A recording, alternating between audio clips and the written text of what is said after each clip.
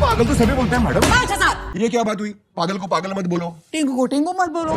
सितारे ज़मीं पर जो हमारी नई फिल्म है, तो वो आप 100 रुपए देख के उसको रेंट कर सकते हैं। ইউটিউবে কত টাকায় দেখা যাবে সিতারে জামিন পার?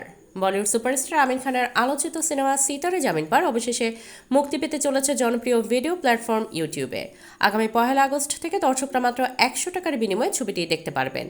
ভারতীয় গণমাধ্যমের এক প্রতিবেদনে বলা হয়, প্রেক্ষাগৃহে সাফল্যের পর অ্যামাজন প্রাইম ভিডিওর 120 কোটি টাকার অফারও ফিরিয়ে দিয়েছিলেন আমির খান।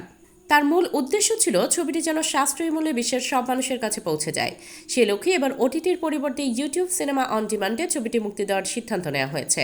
আমির খান ও জেনেলিয়া ডিসুজা অভিনীত সিতারে জামিন পার প্রেক্ষাগৃহে দর্শকদের বিপুল প্রশংসা কুড়িয়েছে। এই ছবিটি শুধু ইউটিউবেই দেখা যাবে এবং অন্য কোনো ডিজিটাল প্ল্যাটফর্মে এটি মুক্তি পাবে না বলে নিশ্চিত করা হয়েছে। দর্শকরা 100 টাকায় সিতারে জামিন পার দেখতে পাবেন। এছাড়াও মার্কিন যুক্তরাষ্ট্র, কানাডা, যুক্তরাজ্য, Australia, Germany, Indonesia, Philippines, Singapore এবং স্পেন সহ মোট 38টি দেশে স্থানীয় মূল্যে ছবিটি উপলব্ধ হবে। ভবিষ্যতে আমির খান প্রোডাকশনের আরও সিনেমা এই প্ল্যাটফর্মে আসবে বলে ইঙ্গিত দেওয়া হয়েছে।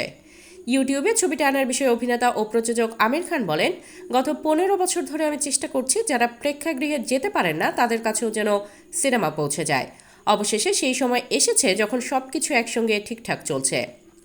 ভারতে ইন্টারনেটের ব্যবহারও খুব দ্রুত বৃদ্ধি পেয়েছে এবং প্রতিদিন বাড়ছে। ইউটিউব প্রায় প্রতিটি ডিভাইসে রয়েছে। এখন আমরা ভারতের বিশাল অংশে এবং বিশ্বের অনেক লোকের কাছে সিনেমা নিয়ে যেতে পারি। তিনি আরও বলেন, আমার স্বপ্ন সিনেমা সবার কাছে পৌঁছাবে, তাও সাশ্রয়ী মূল্যে। আমি চাই মানুষ যেন যখনই ইচ্ছে এবং যেখানে খুশি সিনেমা দেখতে পারে। যদি এই পদ্ধতিটি সফল হয় তবে সৃজনশীল লোকেরা সীমানা বা অন্যান্য বাধা সম্পর্কে চিন্তা না করে বিভিন্ন গল্প বলতে সক্ষম হবে। Desk report, hard news.